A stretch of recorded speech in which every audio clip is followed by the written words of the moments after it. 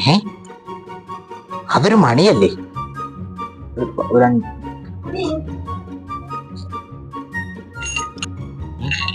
ഇത് പശുവിന്റെ കഴുത്തി കെട്ടുന്ന മണിയാണോ?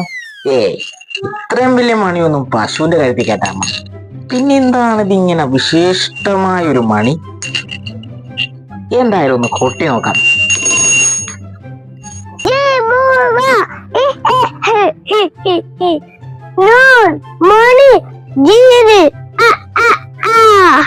കണ്ടിട്ടും മനുഷ്യനെ പോലെ ഉണ്ടല്ലോ നിന്ന. പിന്നെ എങ്ങനെയാണ് നീ മരച്ചീനി ആവണത്? ഞാൻ മരച്ചീനി അല്ല, ഞാൻ മണിന്നുള്ള ഭൂതമാണ്, അഥവാ മണിഭൂതം. ശരിയാണല്ലോ, നിന്റെ കഴുത്തിൽ മണിയുണ്ട്. പക്ഷെ നിന്നെ കണ്ടു കഴിഞ്ഞാൽ ഭൂതമാണെന്നൊന്നും പറയില്ല.